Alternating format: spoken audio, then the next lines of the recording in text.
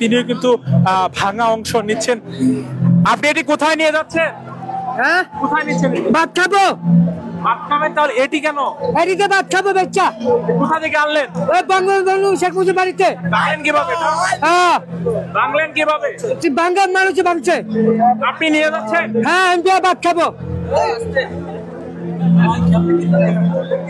Remittance যোদ্ধাদের ঢাকায় বিশেষ ছাড়ে রেডি ফ্ল্যাট দিচ্ছে শতভাগ বিশ্বস্ত ও নির্ভরযোগ্য প্রতিষ্ঠান প্রবাসীর সিটি। যে এটি রডটি রয়েছে এটি কোথা থেকে আনলেন? জি, এটা হচ্ছে বঙ্গবন্ধু শেখ মুজিবুর রহমানের কন্যা, তার 32 নম্বর বাড়ি, এখান থেকে আমি নিয়ে এসেছি। এটা দিয়ে মূলত আমি তার দেওয়ালগুলো আঘাত এনেছি, আঘাত এনে এটা ভেঙে ফেলেছি, তারপরে এটা আমার হাতে রয়ে গেছে।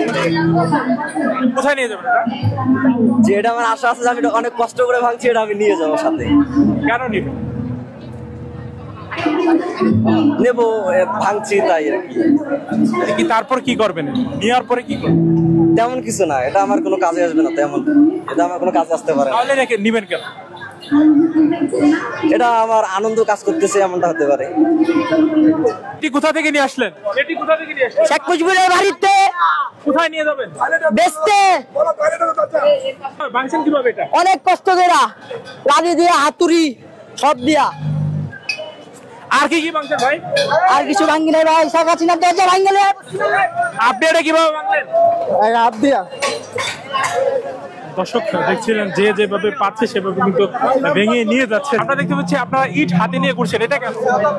এটা কারণ হলো যে আমাদের দেশটা স্বাধীন হওয়ার পর থেকে শেখ মুজিব তার আমলে করে গেছে বাকশাল, তার মায়া করছে স্বৈরাচার। 15টা বছর 16টা বছর ক্ষমতায় থেকে বাংলার মানুষকে সে জ্বালায় পড়া সরকার করছে, গুম করছে, খুন করছে, কিন্তু মানুষ তার অধিকার আদায় করতে পারে নাই। তা আমরা বাংলার মানুষকে মেসেজ দিতে চাই যে সরকার নাকি ফ্যাসিস্ট ভাবে তৈরি হবে, তার পতন এইভাবেই হবে। এটাই আমার ইট কেন? ইটটা হলো স্মৃতি হিসেবে দেখাবো যে একটা স্বৈরাচার হলে তার পতনটা কি, এই ইটের নমুনা। এটা ভাঙলেন কিভাবে? হ্যাঁ, ভাঙলেন কিভাবে? এক ইট দিয়ে আরেক ইট ভাঙছে। বাসায় নিয়ে যাবেন? এটা দেখাবো আমার জেনারেশন, নেক্সট জেনারেশনরে স্মৃতি হিসেবে দেখাবো যে স্বৈরাচার হলে কি পতন হয়। কিছু করে যে যেভাবে পাচ্ছে ভেঙে চুরে নিয়ে যাচ্ছে।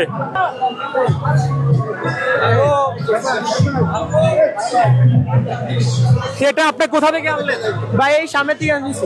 কোথায় নিয়ে যাবেন এটা? এটা ভাঙ্গারি দোকানে এসে যাবো। বাঙালি দোকানে নিয়ে যাবা? এটা কোথেকে আনলা?